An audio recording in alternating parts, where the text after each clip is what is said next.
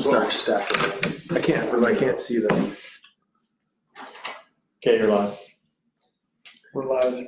We are live. So how much time do you feel to let people Can you see? show up? Okay, yeah, we're live for 12 seconds. Let me see, yeah. So, hey everyone, no one's on live here yet, but when you watch this later, it'll be in our feed. So it's Kyle here at MDT. We got John Pynch and Scott Satterlee. How's it going? Hey, we got one. Some of our team shooters. So we're going to answer a bunch of your questions and also just have a discussion about shooting, about MDT, little tips and tricks, all kinds of stuff. So thanks for coming out, guys. Appreciate it. Yeah, thanks for having us. Yeah. Good times. I guess I'll start with how you guys got to know about MDT. Just go a little bit of history about like what you know about the brand, how you came on board with us. I think a lot of guys don't know, and we've been around for a long time, but we haven't really been big in the PRS NRL world where you guys are in right now. So Had no idea how big you guys were actually. It started off with the ACC chassis. Took a look at it, and it's kind of one of those things where I looked at it and I was like, that's what I've been looking for a while. And then it's like, at that point, Kevin Ditto already had one, so I shot his and I was like, oh man, here we go. yeah, So. Yeah, the same. I mean, obviously the PRS NRL is a pretty specific sport, a specific use case for a chassis, and you guys have been around doing a lot of OEM and products that would work but weren't specifically ideal for it. Yeah. And you came out with the ACC, which was from the ground up made for this sport with subtle features from the arc rail cut to the being able to move weights around. It was a perfect fit for what we're doing. It's super solid, made exactly for our sport. And so I started to see them pop up, started chatting with you guys and getting to know your team and the quality of your business and your vision and the product. It just speaks for itself once you get behind it. So yeah. I mean, all that kind of came about, the last little bit as you moved into this market. Yeah. So, well, I guess since we're on that subject already, let's grab an ACC here. We'll walk through some of the features that you guys like. This is an XM, which I like. Oh yeah, it is here too. Oh yeah, branding magazine. So the XM mag is actually a little a teaser that you guys might not know about, but this is maybe Scott, you can talk about it because I think you got a big part of. Yeah, this has been a kind of a baby for about 3 years actually. Again, as I was talking to Matt Yor and Kevin, and I was like, I want to make a magazine for this XM Action, which is 3.25 inch internal, so you can run between a short action and long action. It's right in between the short action and long action. It optimizes. You can run 308 heavies. You can run WISM. You can run 7 SOM. You can run 284, 65, 284. You can pretty much do anything with this. So what benefits does it give you that a short action doesn't? What it really does for you is there's no huge benefit over a short action, but there's a huge benefit over a long action. Okay. We can run a 10-round magazine that's pretty much the same geometry as what we're doing with a short action. Yeah. You don't really notice the extra 1/4-inch bolt throw, and you can run a cartridge at 3.25 inches. Okay. Yeah. Which is incredible because now you can run 197 grains in a bullets in a 7 SOM, or you can run the 156s in a 6.5 SOM. Okay. And what you're doing is you're able to seek the bullet out past the neck shoulder junction and fill the powder column full of appropriate powder instead of using a real fast burn rate. Yeah. And using less powder, you can fill it all the way up. Okay. It's legit. So for your match that you run every year, the ELR match, that kind of stuff, that'd be ideal. This is the deal right here. I've actually got one. I shot Doug's NRL match shooting 7 SOM just because I wanted to. Yeah. And it wasn't bad. I mean, it punished me on the positional, but the longer stuff was magic. Our buddy Dan won a match, a traditional PRS match was been dominated and still is by 6s and then the 6.5. He ran it with a 284, won it with a 284 Shaheen. So, I mean, a situation like that, even a long, like a 243 improved with a long bullet, seated out the RDF and the ETAC, seated way out, you're pushing the length limits of a short action. Yep. If you wanted to kind of, go out of the ordinary, that fills a lot of niches. Yeah. So. Hey, Kevin. Uh-oh. Somebody needs to kick him off. You heard me talking about him. We knew Kevin was coming on. Yeah. Anyway, so, and the story on the magazines, when we first ran this, I was running that Swede cartridge. Yeah. I called it the Swede one. But, Uh-oh. You're watching yourself. Anyways, I'm on TV. I'm to look at these questions.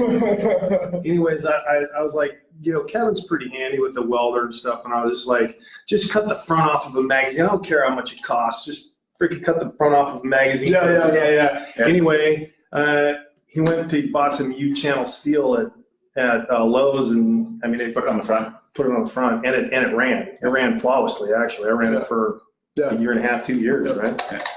So, Cool. Anyway, now we have real magazines. So these mags will be shipping for the Magnum calibers and the standard calibers sometime in February or March. Yeah.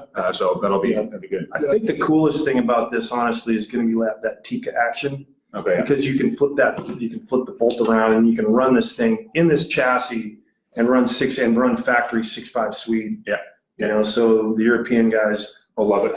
Marcus, buy a whole bunch of these, buddy. As far as the MDT, the ACC, some of the features I like, some basic thing I like to be able to tune the weights. There's a bunch of things about it. I mean, we could go through the whole thing or pick and choose. I love geometry on the mag. I love being able to tune the weights. I've taken some off. I've added some. I play with it. I love, you can get it exactly where you want to set your balance point. Yeah.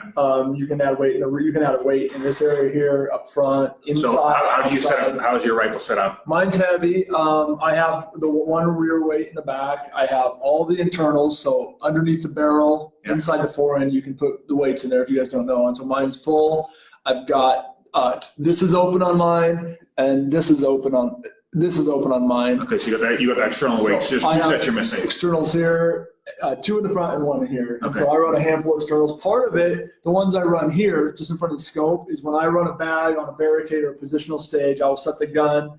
I'll set the weight up so it balances on the bag right in front of the mag well. But I also run my hand up front. So I'll grab the game changer, Armageddon to your game changer. I'll grab that and I'll put my thumb on the weight. So I actually use that weight as a grip point to stabilize the rifle. And so that's even if I didn't want any weights, or if I wanted a lighter rifle, I would still at least run the one weight right there from my thumb. It's a great spot to grab onto. Yeah. And it's a really good effective way to shoot barricades. Yeah. So we also have a Mirage shield, by the way. So if you don't want weights, you can also put the Mirage shield over top here. That might be something.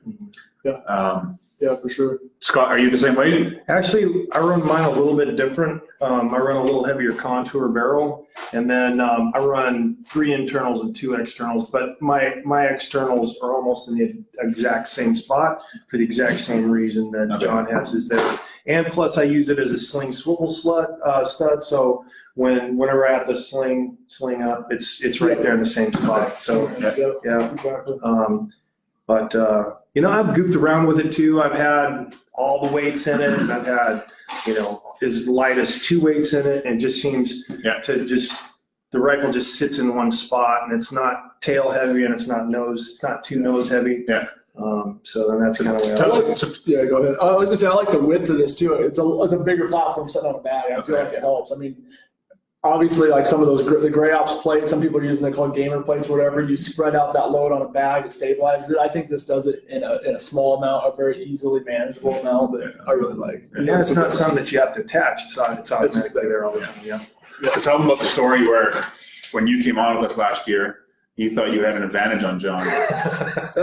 Yeah, for 3 days. Yeah. So yeah, I came up here about 3 days before you did. We kind of interviewed around. I saw the shop, and I was actually pretty blown away. Yeah. I was like, holy cow, and then I saw your guys' vision for the future and how you guys do your processes, and I was hooked. And I was like, yeah, I'm gonna get this is a 2 to 3 point chassis. I might be able to get John next year. Nice. No. Not anymore. No. I jumped on board. It's solid. Yeah. Okay, so what else we got here? We have a big barricade stop, flare mag. Well, what are some other features that you guys? I love the mag release. Okay. It doesn't catch. There's subtle features I love. I love the mag release. There's a lot of features of buttstock. Obviously, it's super adjustable. So however you want to set it up, you can offset up and down, side to side, the buttstock, all kinds of stuff. The grip the same way, being able to, you can tilt a little bit. You can move it forward or rear for trigger placement. Yeah. Your finger placement on the trigger. There's just a lot of adjustability in the back end that I think is very Okay. I think a lot of people are curious as well on your personal rifles, what caliber you run, what actions, and why. It's not MDT related, but I think a lot of our listeners would be want to know about that. So maybe we'll start with that. You know, my primary match gun is Defiance Deviant in 6 Creedmoor, and the biggest thing with that is I like to be able to run factory ammo, and I've been working with Jim Shaughnessy at Prime, and we've got a new bullet cartridge combo out there for that 6 Creedmoor that I ended up running in the PRS finale and the NRL finale, and the factory ammo didn't hold me back. So I mean, I ended up taking, I think, you've been shooting good. 15th or something. You beat John? No. No. You know, I'm starting to get not with factory ammo. Not yet. Not yet. What barrel? What length? Proof barrel, 26-inch, and with the new contour. Nice. Right? And I am running the 2-leg Sky Pod. Nice. I'm running the MDT magazines. I'm running a Sky Pod Grip. The Sky Pod grip, and I've got a combination on my XMs. There's enough real estate to use this, and I love it. It's That's our new one-piece mount. Yeah, our new one-piece mount. Yeah. And then I run Elite rings on my other one. So the one-piece mount, you did some testing for us on that. Yep. How did that testing go? It was hammer time. I mean, it's but a lot of you guys know. I mean, when I test something, I'm gonna You gotta beat it up. Yeah, I'm gonna beat it up. And I just want to see if it's gonna move, how much it's gonna move, and if it's predictable and repeatable. And what I found with this was I was hitting it with a ball peen hammer. Like, it wasn't a rubber mallet or nothing. I was hitting it right on the side that it would pretty stiff beat on it, right? Yeah. And what I found was as I ended up, I'd shoot, hit the mount, shoot it again, hit the mount. I mean, I reversed every 5-shot group, and then I changed my point of aim, and I would retorque it after every one. And my final shot group was about 1/4 of an inch, and that was hitting the mount and taking a shot, hitting the mount, taking a shot. Wow. Yeah. So you were impressed. Yes. Yeah, there's a lot of systems that don't do that. There's a ton of systems that don't do that. We geek out on stuff like this. Yeah. We got to take it to the extremes. Yeah.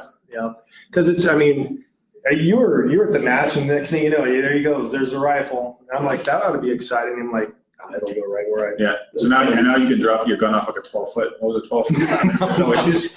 No. Yeah, it's a drop test. It's a drop test. Yeah, I just go up to the roof and. It was on purpose. Yeah. Did you see if it held up? Yeah. What about you, John? Yeah, I'm running obviously the ACC. I'm shooting a Curtis Vector, which is a 3-lug 60-degree throw, so a little different variant on a lot of the 2-leg actions. And all this being said, there's a lot of great products out there, and Defiance and Curtis, a lot of great options. But I like the 60-degree throw a lot. Yeah. Same barrel, proof, the comp contour, 7.5 twist. I shoot solely 6 mil pretty much. Okay. And I shoot a 6-dasher 99% of the time, which is if you guys don't know, it's a 6BR. Fire formed out a little bit longer. So, super consistent. Yeah, running. I've ran a Harris bipod forever. I don't like switching things in the middle of the season, so I'm really excited to spend time with SkyPod this off season, and we get some comments. Jim. No, I'm not drunk. Nice. So off season, I love the versatility of the SkyPod. I've been Harris up front for a long time, so I'm going to be playing with that off season. You shot a match with Jake earlier this year where you did use the triple SkyPod. Yeah, on a couple, like a field match, I borrowed it a handful of times. Like, dude, I can't run this stage with my Harris. I was like, you mind if I borrow that? And that's one nice thing, guys, that don't shoot this sport. If you're nervous about showing up, or you don't have a piece of gear, you don't have the $1,000 tripod or whatever you think you need, show up, because you can borrow anything you want. Yeah. And so I borrowed SkyPod multiple times because I didn't have one yet, and it's the versatility of the angles, especially on rock stage and field matches, is huge. Where you can steep downhills, it's a completely different system. It's unlike anything. I mean, the adjustability.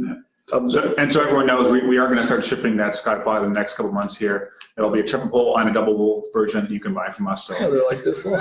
yeah, they're tall. It goes from this to this. Anyway, and then, so Loophole Mark V is what I run. This is one of the guys up here's rifle, but I run a Mark V, run their rings. Trigger Tech Diamond triggers I've ran. I really love them. They've been great. I hate forgetting stuff. I run a 419 break. I've had a relationship with those guys for a while. Pretty much, yeah. I mean, I'm running the Trigger Trek. I'm running your MDT brake. Yeah. And then of course 947. And Matt, yeah. Generally, I'm shooting burger bullets with that Lapua brass. Target powder is pretty standard. A lot of guys are running some sort of variant of that in the game of PRS and NRL. So I don't want to forget anything, but that's the main majority of it. That's the gist of it, I think. Yeah. So I want to back up a little bit and be like, so we talked about what you're running now and what rifle and equipment, but how did you get into the sport? How did you get into shooting? Maybe go back to when you were a kid and how you slowly got into it, and your background a bit and how you got to where you are today. Yeah, I grew up in the country, the redneck. I was running around the BB gun like a lot of you guys from little, and I just progressed from there. So it was, I've shot forever. I don't know, some people gravitate towards it. I loved it. I loved going out at daylight, hunting with my BB gun all day, coming home after dark. So yeah, I did that forever. I got into long range quite a long time ago, more through the hunting channels. And I've probably shot long range for over 20 years, back when, there were no zero stops. There was a mill reticle and a MOA turret or no turrets, and you're figuring out where to hold on the duplex reticles. I've done that for a long time. So before you could buy points. Exactly. We're just kind of using makeshift bullets and, whatever the best for the job was. Yeah. Now there's so many options. It's an awesome time to be part of the sport as a shooter because you've got every bullet company, all kinds of new innovation, and every company's pushing every company to get better and better and better. So it's super fun. Nice. I rolled into my first kind of competition was more of a prone, long range. I used my hunting rifle. And I've always been a pretty competitive person with what I've done to sports and growing up. And so I lit the fire. I was like, I got to figure out ways to do this more. From there, I found out I live in Oregon. There's a club in Portland. I live about an hour and a half from there. And Jerry Bentham and Cody Howell and Easton, there's some guys that were pretty active at that time there. I got a hold of them through Facebook, I guess. And they will show up. So I brought kind of my hunting gun and was hooked. And you won, didn't you? I did. It was a club match. It wasn't a big national anything, but it was a. But still, all that trigger time you spent as a kid, I think definitely had. 100%. Yeah, I had a pretty steep where you guys would get into shooting and competition at the same time. So they have a super steep learning curve. Yeah. Where I had gone through a lot of the reloading learning curve. I was a great trigger puller, and so I came in at a good spot. And so I took off relatively quickly because of that foundation. Yeah. So, Brian Pynch, you want a 2-leg? We're gonna get a 2-leg. Just in the other room. I'm working on it, buddy. Yeah. Give us a chance. What's up, Jake? Just so everyone knows, we can see you guys' questions coming on here. So if you have good questions, please comment. Kevin, we love your questions, buddy. We just can't answer them. Yeah. Hey, Jake, how's it going? Cool. So, so you got into that first match you went to, and then slowly you just club, and I got into it. I'm super competitive, and so I was really nervous. And again, guys, getting into this, I was scared to go to my first match. I like to talk. We talked about this earlier. I like talking with small groups of people. I don't like big groups of people. I feel pretty shy. I was nervous to go to a match, but I'm so competitive that I was like, I love that part of it enough. I'm going anywhere because I love it. And then you make great friends. The community's awesome. Yeah. I know if you're thinking about going to your first match, it's scary. Just go. We can talk about more about that. Actually, Kevin Ditto and I were at that match when you came up to Upper Nisqually. It was like your second match ever. And we're all kind of like, who's this guy? Fumbling through. This is going to be trouble. A few targets. Yeah. So, it was fun. Nice. Oh, you just got? Oh, yeah. I grew up the same way. I started shooting. It was kind of a challenge. My dad took me shooting when I was like 8. Okay. And it was a 22, little small bore and stuff. And he was sighting in his hunting rifle, and I was like, I want to shoot that. Yeah. Even though it was kind of big, loud, and scary. Yeah. And then the next thing you know, it's kind of like, well, how you could come out and shoot with us if you can hold this rifle up for 2 minutes. So I'm like working on trying to hold this Yeah. giant M1 up. And then Yeah. next thing you know, Dad buys me a Weatherby, a 270 Weatherby, and Off to the for races. 10. I was 10 years old, and I was like, geez. I wanted to learn how to reload, and I wanted to learn how to shoot. Yeah. And you know, I probably really aggravated my dad on that. Anyway, but I ended up in the military, and you know, I got a lot of my, you know, formal training there, but what I would call my, you know, real training was getting out. The first match I ever shot was the Winter Mammoth, the very first one, which is, I mean, it was just a terrible match. Disaster. Yeah, I've heard rumors. It was a terrible match, and I didn't have my match gun done yet. I was like, man, you know, I had a 308, and I was like, oh, this new 6.5 Creedmoor cartridge came out. I'm going to do that. I was already kind of hooked on the gear and the hotness, and it wasn't done in time, so I ended up running Tom Lancaster's SR25, which is like an old school SR25, and it was so cold it wouldn't run the 118 that I had. Oh, really? It wouldn't even cycle. So I had this SR25 bolt gun. It's like the absolute worst thing. Yeah. And then George Gardner loaned me some, or let me have a whole bunch of this Hornady, you know, high performance match, and then I started running it. You know, it would actually cycle the gun, and I actually made a whole bunch of hits the next day because I just like boom, boom, boom. They got it. You know, the next target, and just. Cool. I was accuracy by volume at that point. Yeah. Cool. Yeah. We got a question here. Matt Steiner, with the external weights, have you had any issues with getting into a narrow shooting opening in a prop at a PRS match? So the external weights, does that help you cause any issues for you guys? For me, what I've seen, no. The narrowest port in a barricade that I shot at was probably the NRL Championship 2 weeks ago. They had a shoot house, and it was maybe 4 inches wide-ish. And you almost had to turn the gun sideways to get it in there to begin with. Anyway, my gun went in quick. I had to turn my game changer sideways. Yeah, I think you have more of a problem getting your bag into some of the ports than you do the gun. I haven't had any problems. It'd have to be a pretty narrow. I don't know the exact dimensions looking at it. It would add 5/8 overall width. So it's going to be But not an issue. I've never seen it in a match ever in all the matches I've been to. So I would have to say no, Matt. Thanks for the question, though. We love you. Can we do a Swanee edition? Jeremy, give me a call. Let's work something out. The ever promoter. Yes. We'll put a monkey right here. Yeah, That's right. Yeah, where's the Swanee? And make it orange and pink. And actually, that'd be cool. I'd want that paint. You on that? Oh yeah. Nice. I actually want to pause on that. My next question here is, what's your favorite part about the sport? But I want to talk about the NRL a second. So, you guys, most of you know Travis Ishida at the NRL. He runs that organization, and his van got broken into 2 nights ago, I think. Yeah. A whole bunch of stuff got stolen. So if you go to, I think maybe Travis's Facebook or maybe the NRL's Facebook, but they have a PayPal place you can donate money to. So hopefully he can get all of his gear back again. So just it's part of the community. We want to help and get him back. It really sucks what happened. Yeah, don't and steal we stuff.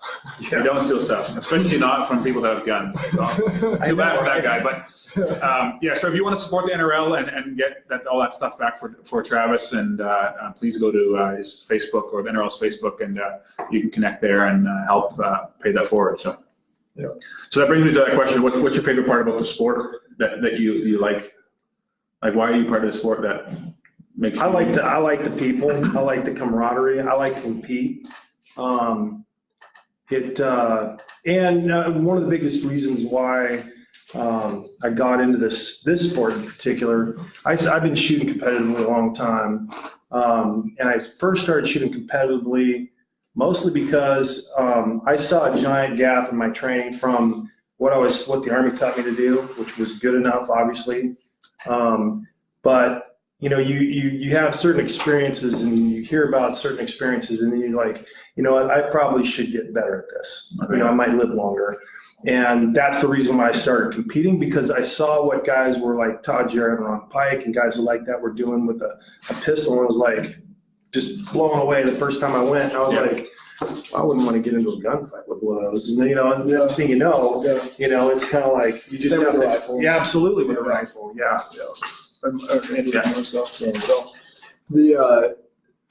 some of the things I like, I love the competition. I mean, I guess if I was being super honest, if I wasn't really competitive, I wouldn't be going to competition. So I think it's morphed into other things now. I love, again, I've met a ton of cool people. I've had a lot of good opportunities to travel. It's been super fun. So there's a lot of other reasons, but I love being competitive. Yeah, it's awesome. A good outlet. So. Cool. There's a question on here. The Schultz and Larson chassis, they're going to be shipping next month to those guys. So those are coming out in January. Got another question here. Douglas and Scott, first of all, thank you for your service. Second, thank you for your Scott ladder test.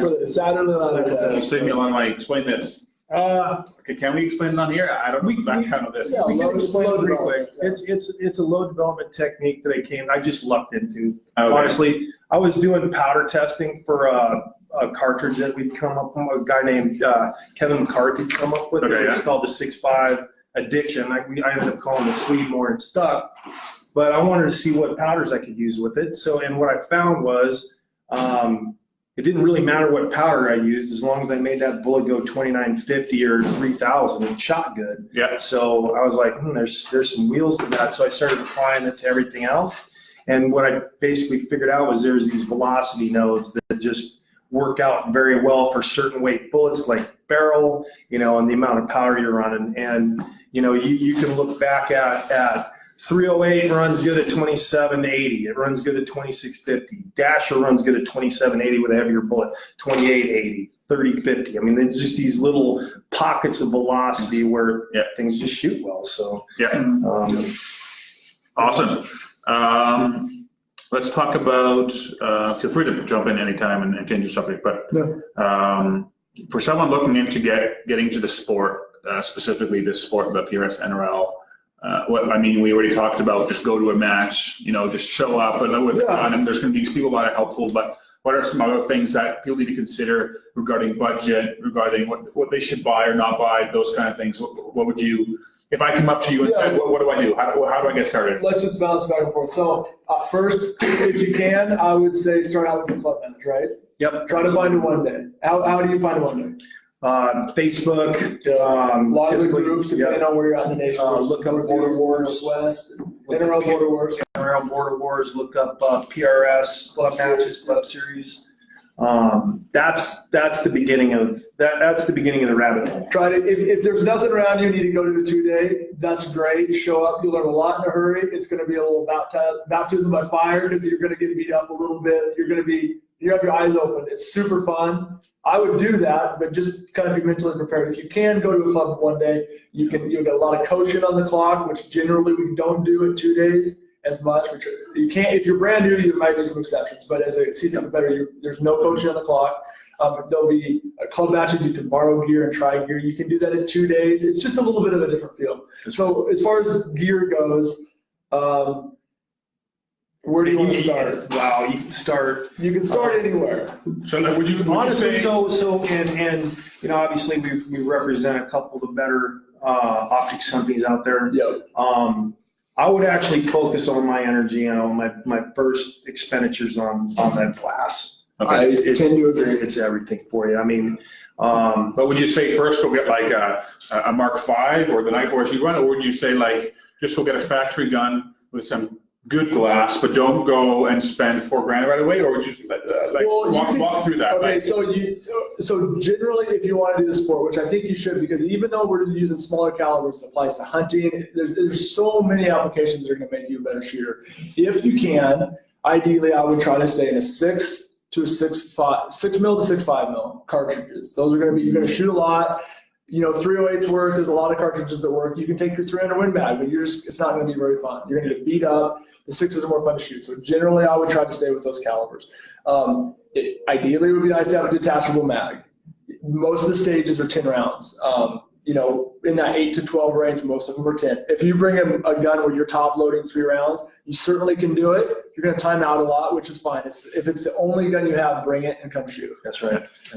One nice thing. So speaking on the ACC, you can drop a Remington 700 into the. If you don't want to go, this is the flagship competition model. You guys have a variety of awesome options where you don't have to spend $1,000 on. You can spend $400, $500, $600 That's right. on a chassis and be able to instantly grab an MDT mag, and now you're good to go there. And which will have huge benefits of just going to the range Yeah. and that kind of thing too. Like a chassis is not just for use in the competitive world, it's used in ELR, it's used in hunting. Yeah. There's benefits of Yeah. your bedding system. You're going to have a free floating barrel if you don't with the factory. So there's a lot of potential benefits that you might see. Yeah. I still am with Scott though. If you show up with a deadly accurate gun and an awesome chassis, and you don't have turrets that are repeatable, you're gonna have a nightmare of a time. Because if you're supposed to dial 3 mils, or if you have an MOA and you're dialing 12 MOA, whatever it happens to be, and your scope doesn't track that distance, and you're still missing targets, you're gonna get frustrated. Yeah. So that is critical. It's one of those problems that you have to solve. you got to do it. And so if the budget's an issue, I know that a brand new Mark V can be expensive. A brand new Attack, a 735 is a great scope. They can be expensive. There's a lot of used options. There's a lot of good scopes. Start poking around on. You can message guys, read, see what guys are using, ask questions on forums, ask questions on Facebook, and figure out your budget. I actually steer a lot of guys to that used market. Yeah, absolutely. Sniper's Hide, optic sales. There's optic sales and Facebook. There's Facebook. Marketplace. Yeah. I mean, you can buy a really, really good scope for not. I mean, you can get a Vortex, which has what I'm getting at is you should be very, very comfortable buying a higher end scope used, because one, the company will take care of you if the guy sends it to you and it's all jacked up. The optics is important. It's critical, I think. So what your scope does for you, the gun's just a tube.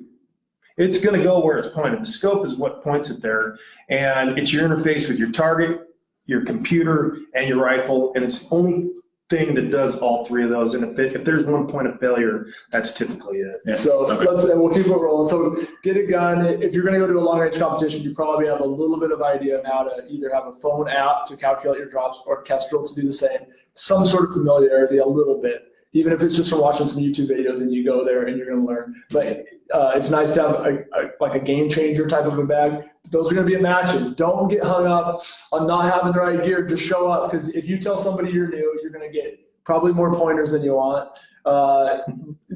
People are generally very friendly. In this sport there's especially. a pile of gear you can borrow. Like if someone comes up and asks me for anything, I'm going to let you guys borrow it. We all don't care. We all have plenty of bags. We all have. So just show up. Bring enough ammo, bring a good attitude. And get beat up. Come in. I'm going to get beat up, and now I know what to learn. Man, you've heard me say this before. You just got to come off of it and be emotionally durable. So where do you guys see this sport going in 3 to 5 years?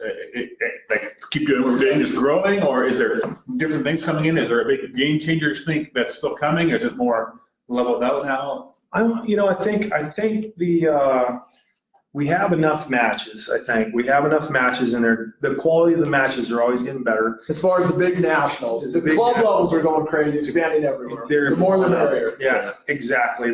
I would like to see a match on Saturday and a match on Sunday in everybody's neighborhood. I mean, that grows the sport.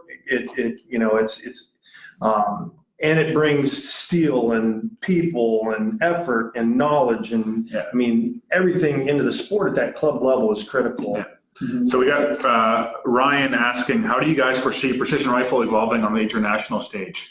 So Scott, we talked earlier today that's been interesting. about that. You did some traveling last year. You do some traveling in the coming year. You want to touch on that? It was. I ended up going to Ireland to do a Guardian match. It was a really cool experience. It's a great. What's the Guardian match? Guardian. It's a series of shoots that help out foster kids. That's right. It's just an incredible organization.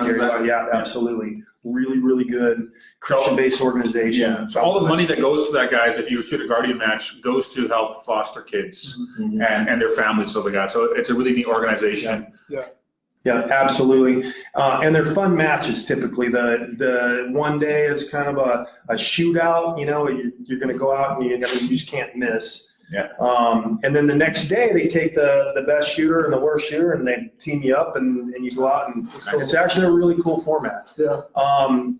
And then, so I've been talking with Rob Ramsden. I'm in South Africa. Tiff Drew, the Irish guys. Marcus from the Viking tour. I mean, this thing's just exploding worldwide. Spain, France, Germany, Lithuania, everywhere. Scandinavia, all the Scandinavian countries. And so what we're going to do is tentatively we've got a world championship penciled in for March 2021 in Spain. Wow. We've got 4 divisions. We're still trying to kind of iron out one of the divisions because it's one of those ones that it has to be done right. And there's a lot of input. And of course, we're trying to organize. We've got 19 or 20 different countries kind of putting some input on this. And it's important to get that division right. So you're going to have five rifles per division per country. Think of it as two 2-day matches. So 2 divisions on Friday, Saturday, 2 divisions on Sunday, Monday. The shooters that are shooting on Sunday, Monday will RO for the Friday, Saturday, and then vice versa. So it'll be a fairly enclosed, logistically sound. And right now we've got the logistics figured out for travel and getting the guns overseas. We still have to try to figure out how to get enough ammo there and stuff like that. So we're looking at some big sponsorship opportunities at Goa and other places like that. So. Yeah, it's been fun this year watching like the PRS finale, championship, watching the Australians come over. Africans, the Africans had a team, the Australians had their team, a little trash talking. There's more and more international presence, and those guys are hungry. It's pretty fun talking. It's crazy the stuff the growth is so fast. Yeah. I mean, from flash to bang, from a couple years ago till now. I mean, and they watch what we do. Yeah. So sure. you put a YouTube video or something like that out there. Nice. There was a question up there about comp classes. Okay. I know, John, you and Jake are working together. Yeah, we both, Scott's been an instructor for a long time, does a lot of great classes, and then Jake Vibert and I end up traveling and shooting together, and we do a VP Precision, a podcast, and so we started to do some training too. So there's a lot of great options for training. So you had a podcast? Yeah. So maybe touch on that, because a lot of good content. Yeah, I appreciate it. Jake Vibert, you guys probably heard of him if you follow the sport. He's a long time consistent killer in the sport, and so we end up traveling together a lot to different matches, and we're obviously we're in the Northwest, and then we travel a lot east, so we were together a lot, renting cars and trying to split travel fees up a little bit. So we started a podcast, VP Precision, so Vibert and Pynch is what we called it, and I don't know, we're just winging it. I don't know a lot. We've learned about podcasting and just kind of recording and getting content out to you guys, trying to answer questions. I know when I started,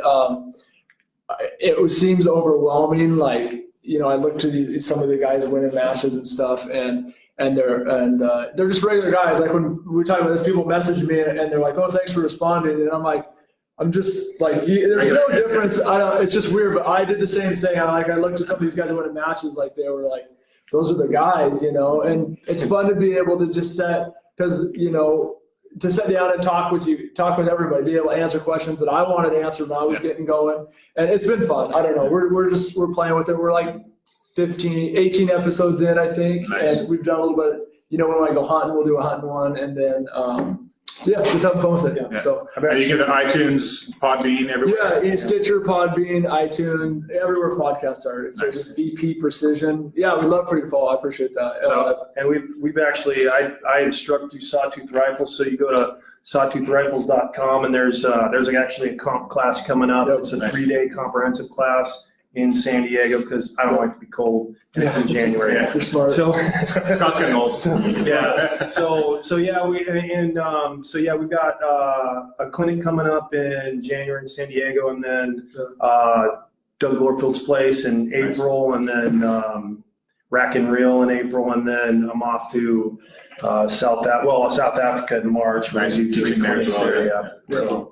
So back to the VP Precision. One thing, who's the GOAT? Is it you or? Jake. The GOAT? Yeah. Oh, I'm gonna have to give it to Jake because he's been doing it longer. I'm gonna catch him in wins though, so I'm comfortable with that. Oh. So no, we go back and forth quite a bit, man. I mean, we trade places a lot. Like we'll go, Jake will go on a little streak and he'll win 3 or 4, and then I'll get a pretty good streak last year, won a bunch in a row, and then we'll kind of trade back and forth, and but yeah, it's fun. It's fun being.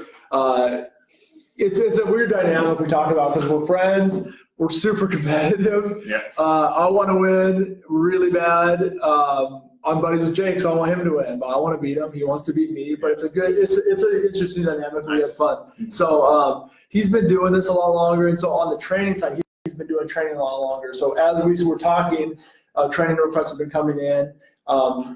I'm learning a lot of training side. We've done quite a few now. We've done a handful now. He's done a lot. Yeah. And he's very good at it. So I'm learning a lot. We're having a good time with guys, and kind of mainly it's been competition focused. We've done a few hunting ones I love hunting. If you guys don't know, I hunt. That's how I got into this. I was an avid hunter, and I still like to hunt a lot. And so we've done some hunting ones. Been super successful. Yeah, I've killed a few. I've had some cool opportunities that have been really fun. So Most of it in Canada. A lot of things. There's some good hunting in Canada, I would say. I wouldn't mind being a resident up here in BC.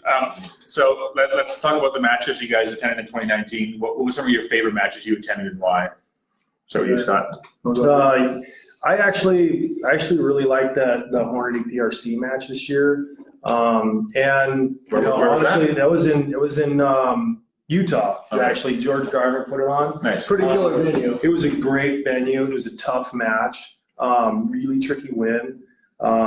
It was one of those ones where, as soon as I ended up having like one bad stage, and it's just like, man, I guess I'm going to play wind dummy. But I still really, really enjoyed that match, and I actually enjoyed the finale, the Precision Rifle Series finale. I thought that was a good match. Yeah, I like the one in Texas. I like the NRL Championship in Texas too. I think out of the 3, I mean, it was a really busy season, so I'm. I'd have to sit down and be like, which match did I, Yeah, for sure. And John? I mean, there's some highlight. The AEG Cup stands out to me because of maybe the pressure, not the pressure, the build up to it. It was a different style match than I've ever shot before. The way they did it, it was an extra pressure, and the course of fire was really, really good. It was very difficult. Very rare to clean a stage, which I like. So every stage was tough and challenging, and it kept you on your toes the entire time. And it was a mental exercise to stay focused. So there's a lot of elements that are a little different than some. There's a lot of time in between too. Yeah, a lot of time, and it was a unique. It was a really well done match. The other one that sticks out in my head, it wasn't this year, but Telluride. JC Steele, Jake put on a match in Telluride. That's awesome. Probably my favorite match. Second to none. It's the venues. When you get in some of these venues, you can't help but have an awesome match. Jake is a killer match director, so not only did we have that aspect of it, he got a piece of ground that was the most incredible piece of ground. So we should have did.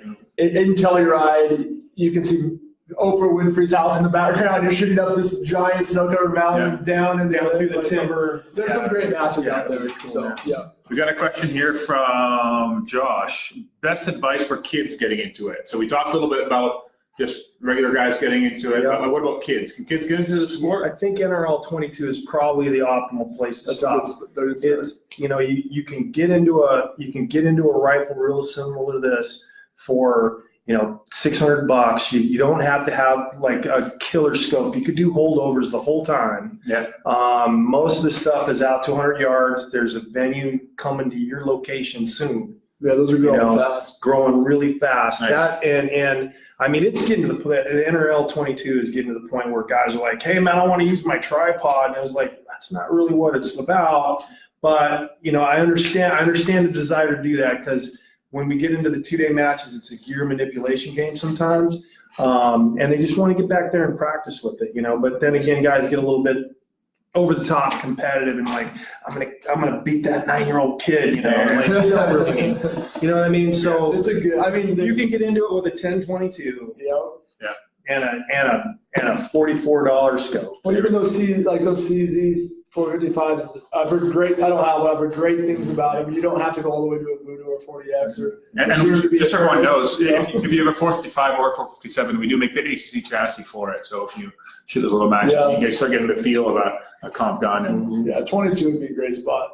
However, we do see there are a lot of kids, not a lot, but there's more and more kids coming into the 2 days, which there's a lot of pressure and it's competitive, so it could be a little intimidating. But you see some kids like Colton Cloud and some of these younger, Jake Millard, yeah. There's really good younger guys starting to show up and give them another, I don't know what it's 5 years of just getting used to pressure and growing up, just fitting the barricades better and some of the positional differences. It'll be interesting to see how that goes. So 22 is definitely the easy way, especially for a parent. You don't have to reload ammo for you and your kid. You just box of 22 ammo and rock and roll, and you'll learn a lot in a hurry because you're still dialing for drops and everything. So as you guys prepare for a match, like a national two level match, you guys want to win this stuff. What do you do in practice coming up to it? Do you spend a lot of time practicing? Is there certain rituals like? Do you make sure you shoot a certain amount of rounds that week? What do you guys do leading up to a national match? It's very different for both of you. Yeah, I mean, honestly, unfortunately, I still work a day job. So to this point, I've been fortunate to be self-employed. My brother and another guy that work for me, it really takes a lot of work. So I am more flexible than running like my buddy Brian. He's a 9-to-5 guy, so he's pretty strict. So I got a little more time. So my main thing is I want my gun hammering. So I'm going to be working on load development a little bit and making sure everything's good to go. So when I go to a match, I know my gun's shooting little groups and it's shooting consistent. And then if I have time after that, I have a 223 trainer that I load bulk ammo on a Dillon. It's a 223 Ackley. Yeah. And I train with that. What are we getting here? Thanks, ARS. We got some comments. That's a good comment. Oh man, you're the best. So I try to practice with a 223. I like to run some drills, some barricade drills. I don't practice prone very much. Just mainly positional. I'm super similar to that. I just try to make sure my data is perfect. Yep. And my rifle's shooting good, and then. After that, what I'll do is I'll actually dry fire. That's about the only time I dry fire anymore is getting ready for a match because I want to make a clean turn pull. Yep. And my biggest thing is being able to develop a position anymore. So really what I'll do is I'll just grab a game changer, and because that's kind of my go-to bag, and I'll just start flopping around on stuff out of Doug's place and try to build that position as fast and stable as I can get it. So when you're dry fire, are you using? I've been seeing guys selling the dry fire trainers. They're like a Swanee's comp gear. Yeah, Swanee's comp gear. There you go, Swanee. Like the thing over the corner. It's a field with little tiny targets, and you can put a piece of glass on the front. Do you do that, or are you out in the field aiming at actual targets? I'm out in the field aiming at actual targets. I think that's a big benefit. So I don't really dry fire per se. I'm not pulling the trigger as much as I would, if like I'm trying to make the perfect trigger pull. What I'm trying to do is I'm trying to set the rifle down and look through the scope and be on target. So I'm like aiming the gun the whole time. Yeah. So you know what I mean? So I'm trying. So you're working on position building and transitions. Position building and transitions. That's it. And then what I'll do is I will dry fire towards the end of the session. And then I'll just see if my wind calls are working. Yeah, just a couple shots. And then I go home. Yeah. How many? I got a comment here. I gotta say, Joe Salvador, the quad pod. It's like a tripod with an extra leg, not to be confused with a table. Thanks for input. Appreciate it. Thanks, Joe. Appreciate it. I don't think it's a question, but I feel smart. This table's got like 12 legs. Yeah. Pretty this to it, but back to what we were talking about. How many rounds do you guys shoot a year? You figure? Of just total. Comp or pistol? Comp rifle. Long range rifle. Like 22, 2 to 3, and all everything else. Okay, so 22 as far as precision and not just playing with the kids with the 1022. Yeah. I ebb and flow from, I would say, 8 to 10 on the pretty low end to, I don't know, on the high end. I would say center. I don't know about 22. If you threw in just center fire, I'm probably around that 8 to 15 mark, depending on the year. And for a total actual round you shoot off in a match, that's probably what? If you shoot 10 matches, that's 2,000 rounds. Yeah, ballpark. Yeah, so a lot of practice is happening. Yeah, and it's low development, and there's a lot of geeking out, right? So there's a lot of breaking in barrels. Like, I don't know if you guys know this, but sometimes, all times, barrels speed up in the 1 to 200 round mark. So I can't take a new barrel to a match and be uber competitive. It's got to be past 200 rounds. So I've got to break, if I go through 5 barrels a year, that's 200, that's 1,000 rounds of just barrel breaking, which obviously I'm going to combine with practice. There's a bunch of rounds of load development. So kind of at the tail end of the barrel breaking, I'm also doing load development. So how everybody loads it, just shoot 100-yard grooves. I shoot a dasher on fire forming. Generally that turns into practice. So it's a combination of a bunch of that stuff. But yeah, as far as actual, you could say on average a match, say 250, because if the course fire is 210, you're going to shoot some on the side in day and some stuff like that. So just 220 to 250 average per year, and I'm shooting if you shoot 12 to 15 matches, that adds up too. So yeah, I think I shot 13 matches this year, and I basically lumped that into about 300 rounds per match, because you might shoot 250 at the match, and I'll shoot 50 beforehand. Yeah. So this year I actually didn't shoot as much as I did last year. I think I shot about 6,000 rounds this year, just in precision rifle, and like 3,500 of that was in competition. So I didn't practice that much this year. I did a lot less than the last year. So I think last year I shot 13 or 14,000. Wow. Okay. So looking forward to 2020, what are you guys looking forward to most? Oh. Like when it comes to this world, like matches. I mean, there's a lot of things. Right now, I'm super excited with the industry in general. Like there's a little bit of a buzz around. I know some of the firearm industry is dipped and stuff, and for as a shooter, there's a lot of new products coming out. Everyone's jumping on new bullets catered to our sport, catered to long range hunting. I love the new products. For years and years, we just waited for one bullet to come out for hunting, or one new scope to be a first focal. They were all second, and you're waiting for these little features. Now everyone's pouring on. There's new companies, so I love the innovation. I love the companies pushing each other. I think it's an exciting time. I think the sport's growing. We get lots of messages and stuff from new guys wanting to get in. I know it's scary, but I think it's just it's a fun spot to be. So guys can just go to your Instagram and Facebook and just message you guys directly, right? Yeah, that's fine. And I'll do my best to get. Sometimes if I'm gone, if I'm on a shoot, if I'm on a service, it'll be a few days. But I do my best to get back to you guys and keep up with all those. So yeah, I would love to. And a lot of the questions on the VP side, we'll get questions. And we'll say, hey, we'll get it in the podcast. And so then we can expound a little bit on some of those questions. But what are you excited about? Go ahead. What match that sticks out that you're really looking forward to? This coming year? Yeah. I mean, the AG Cup, you liked the AG Cup last year. Do that again, probably. Yeah, I mean, obviously, being competitive, the higher stakes matches tend to be more exciting, right? So when you get to a finale or a championship or an AG Cup, or there are some matches, there's going to be some AG qualifiers on the PRS side that probably will be a higher pressure match than some other matches. All matches are created equal. And so I love the higher pressure matches where there's more on the line and you're shooting against the best guys. Like those ones stick out in my mind because you got to be on your A game.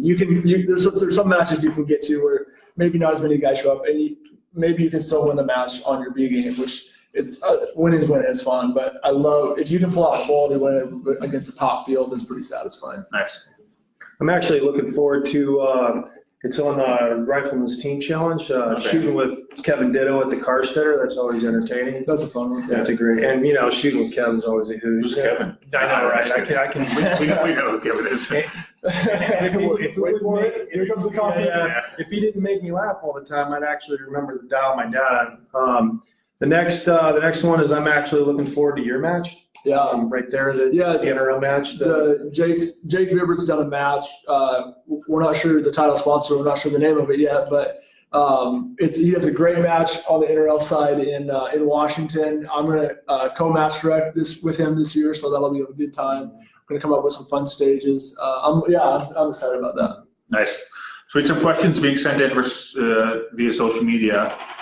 If you could only have one training caliber and one match caliber, what would these be? They'd be the same. The same? Yeah. I just shoot 6-3 more the whole time. I mean, I think there's a slightly better cartridges, and we're talking slightly better, like the BR and the Dasher are a tiny bit better, but Same thing. Yeah, the 6th Creedmoor is not holding me back. Yeah, well, kind of what I've already said. If I had a like an ammo, like you're shooting prime, right? So you're getting a lot of 6th Creed, like that turns into a no-brainer. For me, I shoot the Dasher in competition, and I shoot the 223 in practice, and I've been doing that, and so I would stay doing that. The 223 for me is economical for me to practice with, because I can run my Dillon and I can load it fast. Yeah. And I think there's some advantage of training with the 308 or a 6.5 with more recoil, better recoil management. That's a tangent, but 223 Dasher is what I've done, and I like it. Nice. Next question. Can you guys elaborate on rifle manipulation, specifically with strong hand versus weak hand, making scope adjustments and manipulation of other accessories as well? So strong hand versus weak hand. Yeah. Well, my answer will be short, so I'll do it, and then you can dive into it. I set my gun up for strong side the way I want it the best to fit, because that's where I shoot 95% plus of my shots. We don't shoot a lot of weak side, and I do practice weak side enough to where I'm fine with it.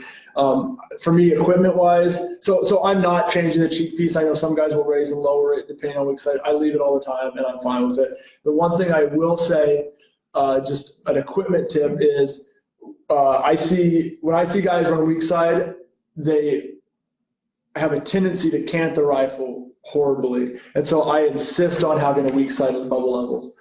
So I have 2 levels on my gun, so I can see a level from the opposite side of the gun that I'm generally on, and I think that's huge. I see so many guys miss targets out in the ditch because their rifles are canted so hard. So equipment-wise, absolutely have a bubble level and reference it, weak side especially, because it's an awkward thing, and you're going to cant your gun.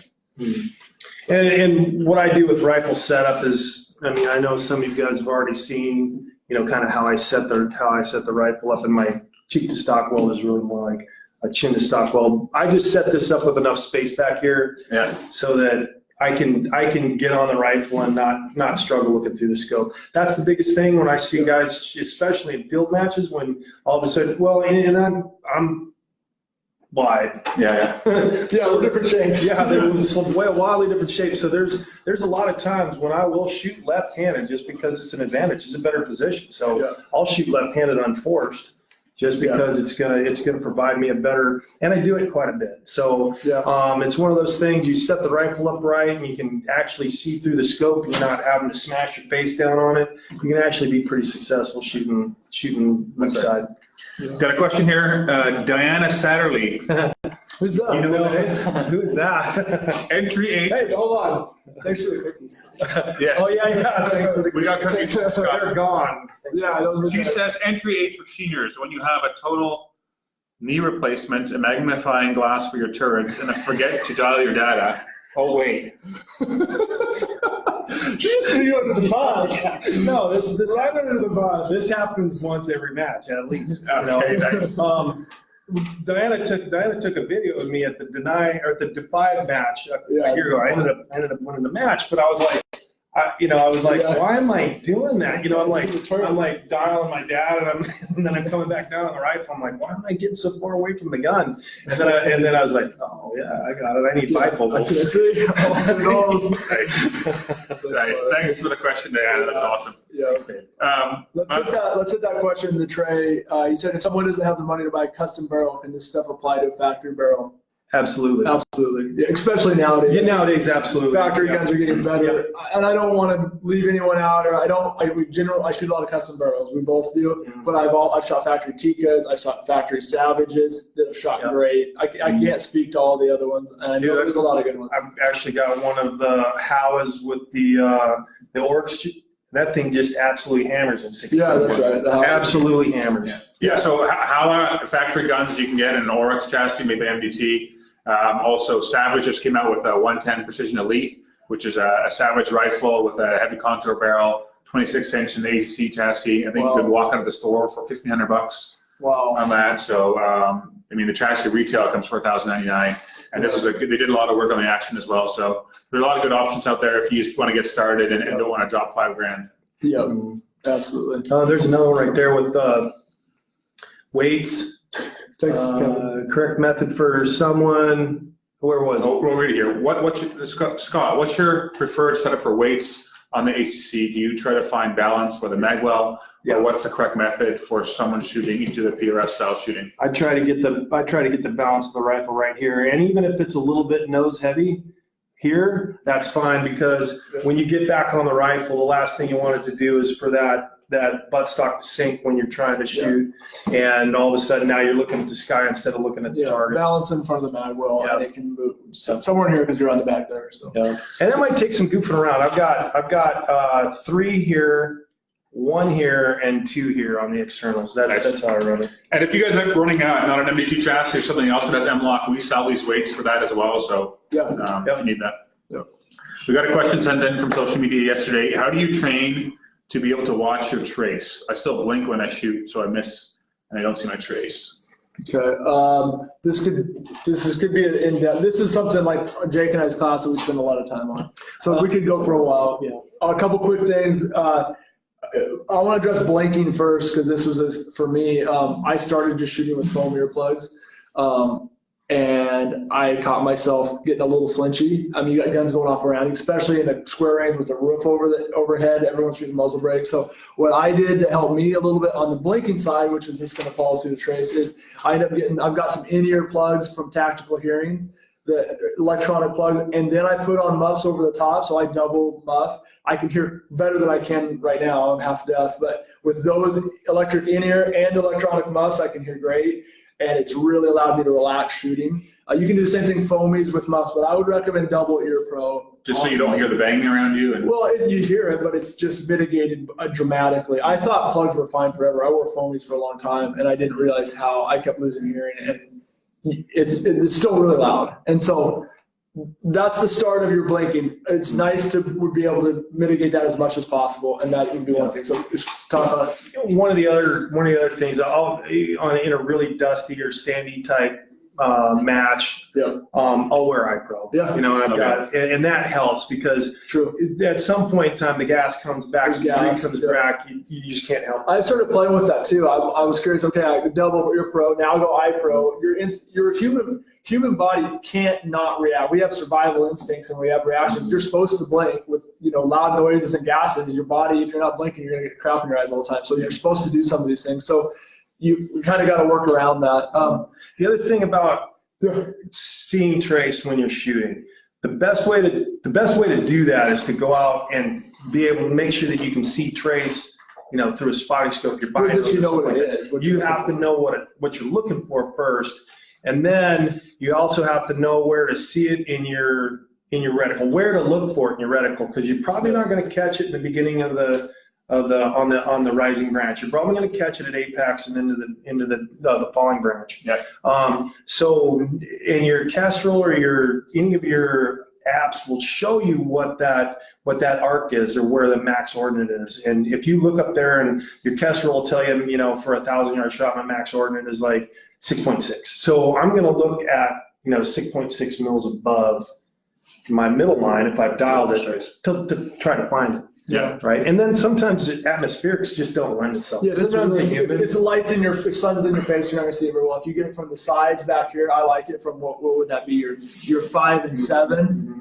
I think you can see trace a lot better. And if the air is dry, like out where I live, I mean, it just explodes out there. So there's different situations. An easy thing to start with is, if you can't see trace, start with the 22. You can see 22 at 100 yards, work your way up to 223, work your way up. So that would be a way to train yourself into seeing that, and knowing where it's at in the scope. And a 22 allows you to do that a lot easier, because you're not fighting any recoil. So you could go into depth. So that's a high level. We spend a lot of time on the class, because that could separate a few points depending on the match. If you had a skyline target and you just miss, most guys aren't going to know where that went. If you can pick up trace on either side, to make the correction, get follow-up hits, which could in turn be the difference between third and first, or whatever position you're at, and the next one up. So it's more advanced. I but think the NRL match was the NRL nice. championship was one of those. So managing your recoil obviously is a big part of being able to see your trace. Absolutely. So I got a question here. What drills or practice regimens can shooters use to get better at managing recoil to spot their shots? Let's talk about, Scott's got it saying, what's your by the points you can, train for the difference. That's right. To me, this falls into this a little bit. I run a 6-dasher, right? We have a 30 caliber, 3,200 feet per second limit in this sport. So why don't I run a 300 Wisdom with a huge BC bullet that's only got a 0.5 mil of wind drift? Why am I shooting a little 6-dasher at 2,850 feet a second? Why am I leaving 400 feet a second on the table? And having to hold a lot more wind. It's the best balance between all of them. Yeah, it's a balance of precision, but it's the lack of recoil. So we're playing a game, and there's specific tools that fit well. And so for me, caliber is huge. The weights, obviously, there's a reason a little bit heavier gun, manage the recoil for you a little bit. The caliber, for sure. Is it easier to see trace with a 6-dasher than it is a 6.5 Creed or 308? Absolutely. There's less recoil. And so some of those things you can buy. Training for is reps. Like I mentioned before, the training, learning to see where it's at in a 22 scope with a 22, learning to see it in a 223, learning to see it in a 6. And I'm not an expert. This is where I think my buddy Jake excels in. He sees trace very, very well. It can be affected by optics. If you have too thick of a reticle or too much going on, it can obscure your view a little bit. So there's an advantage of a more open reticle. We could go way into depth with this.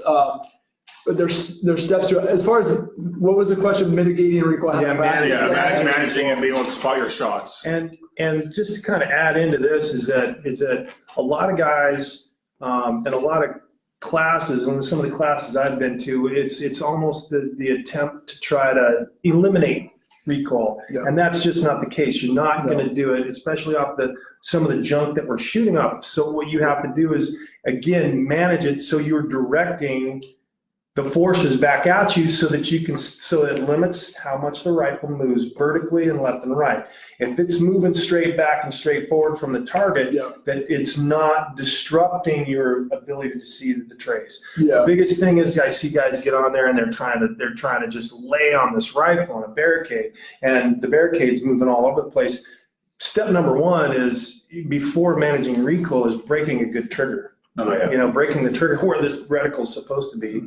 After that, step 2 is managing. And you see guys, a lot of guys are doing it where, you get the hand up here, and what this does is you're on the barricade like on the barricade like that. And what I like to do is I like to kind of heel. I picked this up from Benny Cooley. You just kind of heel the gun. And what you've done is you've effectively made your recoil management a foot tall this way, and then you attach that to the shoulder, and what happens is that you can really direct that gun straight back at you. There's a lot of managing body position, right? So you don't want to be bladed up. Yeah, like you guys manage recoil better than I can. There's mass behind a moving object, so there's different body types. Being fat is a key. Yeah, it doesn't hurt. In recoil management, there's a lot of positions where it doesn't hurt. That's why the gun doesn't move when I shoot. I think Kevin made a recoil. Kevin did a recoil absorbent body type helps as well. Yes. So Kevin, go look in the mirror, buddy. Kevin, don't judge me. I need some protests. I had chicken and waffles for lunch. Okay, I'm trying, guys. Right, yeah. I had a salad with Canadian bean syrup. That's right. I'm trying. So. Tips on building a more stable position. We kind of touched on that already, but another question. Tips on building a more stable position with no rear support. So we have things like the Armageddon gear bag. Balance point. Really the Armageddon gear game, Reeser came out with it, sold it to Armageddon gear, or contracted with Armageddon gear. Armageddon gear sells a bag called the Game Changer, and it has kind of changed the game as far as positional shots go. So we're setting we should have one in here, but anyway, mag goes on whatever barricade. I don't care if it's a pipe or if it's a rock or if it's a wood barricade, and if it's kneeling or standing or sitting, whatever it is, we put that down, generally all of us, and then the gun goes on top of it. So our balance point is here. And so if it's a wobbly, goofy thing, it's going to be a little bit tougher. You're not able to load. Well, no, it's true. Sometimes you can load it a lot. It depends on the prop. So there's a lot of variables, and all that comes into. That's where, to me, the training is important. Like for you personal, you can pull a good trigger, but for you, just knowing that you can get on a wobbly prop and you can hit steel, it's just like knowing in your head, like I can get on that and I can hit stuff, and you can if you practice it and you do it. So it's kind of hard to, at a range, we could, pull you in here, okay, do this, and there's different things. But I think earlier this year we set up this, I was at the range and we set up this gun and you put it on a barricade and I could cycle the bullet without touching the gun. Yeah. That gives you confidence when you go up and need to get a shot off. Yeah. Yeah. The weight, the balance, the beefiness of this thing and the way it just sets in a bag is helps a lot. I mean, it helps a lot. It's not something you'd want to carry around a long ways, but I mean, if it was one of those things where I knew I had to make a shot, I'd probably carry it. Okay, we got a question from Trey here. Do you guys do dry fire drills? And if you do or do not, do you believe it damages the firearm? So, no, it doesn't damage the firearm. It can at 22. Okay, so it can at 22 because it's rimfire. It's hitting steel. It's hitting steel. It can. Yeah. So centerfires are made. As far as I've ever heard, it's totally fine. Yeah, I mean, if it would, my 10-year-old Defiance would be broke. A lot of our guns would be broke. As far as dry fire, I do some. Generally, honestly, my dry fire comes. I'm fortunate enough to be able to shoot by my house. I can go up the hill and shoot by my house, and so I'm not forced to do dry fire. If I lived in the city or an area where I couldn't shoot from there, I would absolutely dry fire more than I do. My dry fire practice consists of when I go up to practice with my 223, it's the time while I'm letting my barrel cool. So I'll shoot a live stage, and I just don't want to burn my barrel out. So I'll dry fire a stage or two just because I want to keep working on something, and I don't want to cook my barrel out. So that's honestly where my dry fire practice comes in. Yeah, what I'll do on the when I get back from a match is actually when I do most of my practice. And what I'll do is I'll go work on and try to reinforce something that I sucked at. Yep. And that's with the ammo that I got left over from the match. I'll go out there and what I'll do is I'll build a position. I'll find the target. I'll dry fire it, and then I'll do it live. And do it live. That's right. So it's typically it'll be, and I got this from Travis Make Ready. It's a really good, he's a GM in pistol. Mm-hmm. And he'll do 2 to 3 dry fires with every live fire, and it's actually pretty good. I think it's a good ratio. Yeah. That's because if you dry fire too much, you'll lose recoil management. Yeah, you'll lose recoil management, and if you live fire too much, you can see more subtleties in a dry fire because recoil will cover up some movement. It can, and if you catch yourself, that's why you close around an empty chamber and you see someone, it's real evident, and you wouldn't have seen that with the gun kicking back with it. So putting a dud in your dummy round. It's not a bad idea. I know guys that do that. Terrible, right? Yeah. We got a good question here from Joe. What about transferring competitive shooting into hunting? So you guys both do a lot of hunting. Yeah. How has competitive shooting helped? And Joe's a huge competitive shooter. Just killed a lot of stuff. Great question. So how did that help you in the hunting side? Yeah, like I said before, I came into it from the hunting side, so I'd done long range hunting. For me, I think it's confidence. We spend so much time now. In the sport, there's a lot of targets engaged from. Probably the wheelhouse is 400 to 800 yards, and if there's a lot of hunting that can be done at 400 to 800, whether you're on a ridge looking across, 600-700 yard ridge, and you shoot so many targets so often with these little calibers, you get so comfortable. My confidence level. If I know the situations. I know when I can't make a shot because I shoot in so many situations. It's confidence level for me. In some ways, I will say, the more I shoot, the less I feel like I know, and in some ways, the less confident I get. Where to explain that, I see guys come in. I don't want to say company names or whatever. But I'll see guys come in, and they'll show up at a range on a calm day with their rifle that's set up for them. And they'll shoot a target at 1,000 yards or 1,200 yards with a big 28 Mauser or a 300 whatever, and they're like, oh, that's it. And then they'll go to the field, and it'll be an angle, it'll be a different temperature, a different elevation, different wind, different awkward position. Like there's a million variables, and they can't. And we can go into ethics discussions at that point. Mm-hmm. The longer I shoot, the more I feel like I've honed in on exactly what I know I can do. I think it applies greatly. I mean, we could go on, that's a rabbit trail a little bit, but there's ways to use tripods, even if it's my lightweight hunting tripod for a rear sport if I needed it.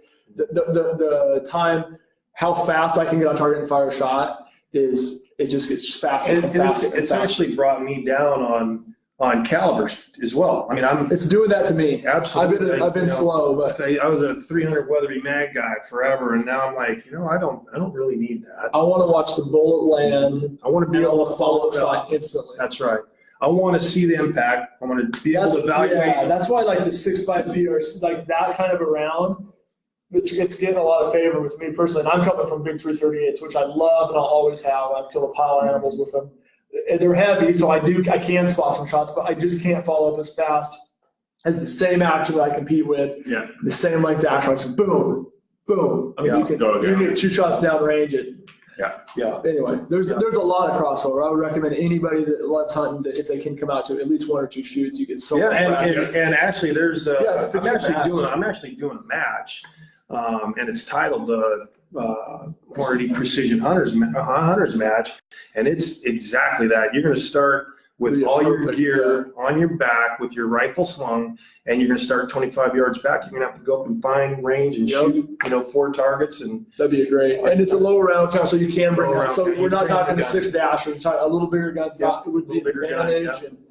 So maybe check that. I mean, if you miss every single shot out there, you're going to shoot 108 rounds. So lower round count. It's a low round Not count. going to bring them around. Yep. Cody asks, what are your thoughts on more matches with gear restrictions? I really appreciated the Night Force ELR restrictions.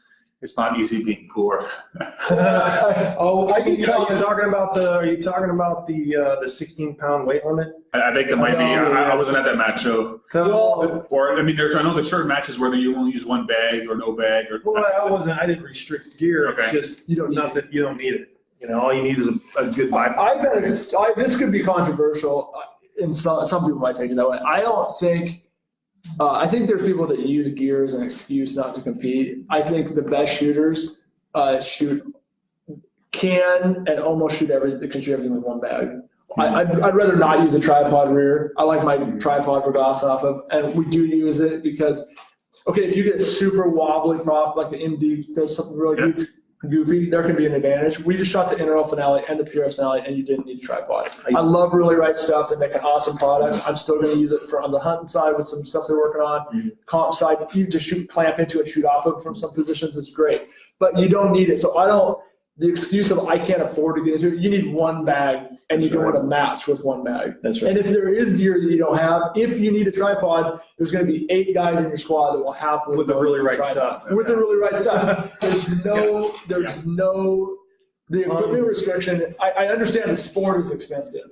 Yes. But you don't have to have that tripod show up at matching win. Well, and just to kind of caveat on that is, it's and I'm not going to sugarcoat it. Is what happens when you do restrict equipment like that is what you do is you spread the field out big time. So your top guys, John's still going to beat me. But when you start getting towards the middle of the field, you're going to see a huge separation. The shooter support gear helps the average shooter get more stuff. Yeah. It's just the bottom line, and it's just kind of a, I don't want to say it's kind of a sucker play really, where hey man, let's just do a 1 bag match. I'm like, we're licking our chops. Yeah, exactly. Yeah, exactly. I love the idea of that. But again, I don't want to be negative, but it does come up, and we argue about this matches amongst friends. But show up, borrow any gear you want. Everyone's going to loan anything. That's what's awesome about this community. Yeah. Danny Ryan, question for Scott and John. There looks to have been a trend to use tripods to provide rear support on barricades, etc. Is this making the PRS into another bench rest discipline while eroding the basics of marksmanship and skill?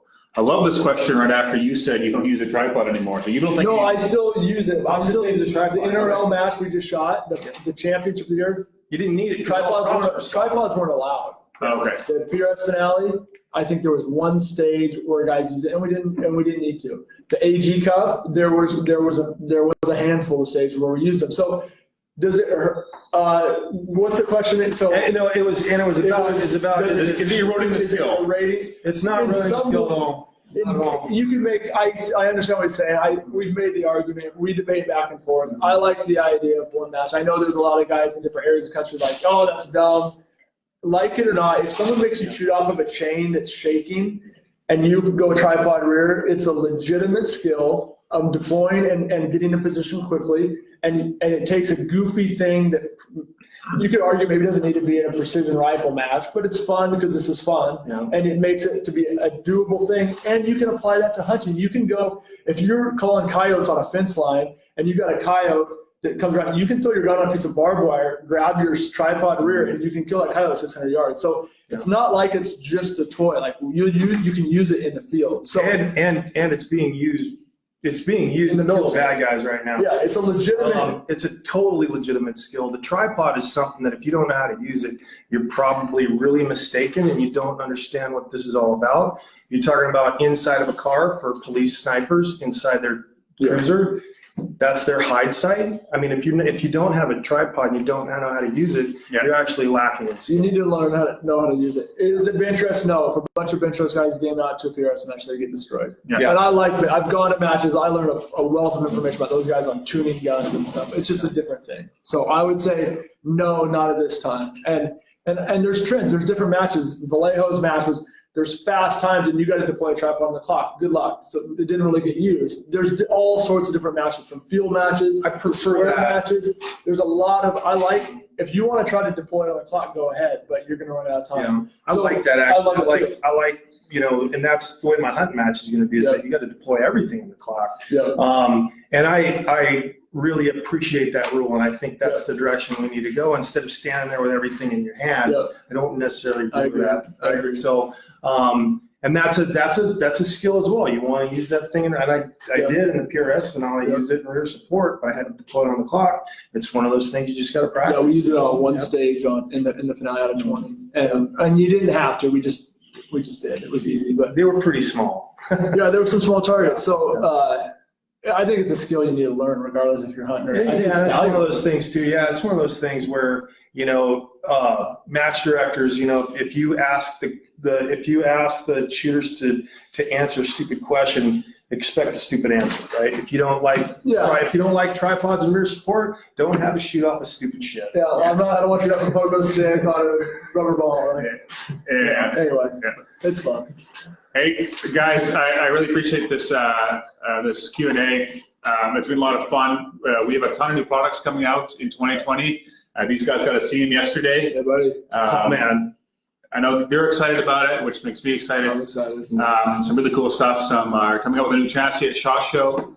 These guys on Thursday afternoon at SHOT Show, you'll be in the booth. So if you have questions, me, sign, photos, whatever you want. Then later in the year, we got a bunch of other stuff coming out. So a lot of cool stuff coming out of MDT here. If you have any questions. Was that? Immediately pulled. Yeah, I'm just traveling around. Yeah, so Scott will probably be at the Defiance booth And the for a while. Night Night Force Force booth, Leopold booth. So Everyone's there. It's fun. Yeah. yeah, if you have questions about gear or anything, and if you're there, otherwise not, you can directly message them and they'll answer when they have time. You can message MDT. We'll help you even if it's not an MDT product associated question. We'll still want to help you guys out and grow the sport and those kind of things. So a lot of things going on. I appreciate it. This video will stay on the Facebook feed. So if you guys have questions later on, like again, message us. I appreciate it. So thanks for coming out, guys. All right, guys. Thanks, guys. Yeah, thank you. Thanks, Kevin.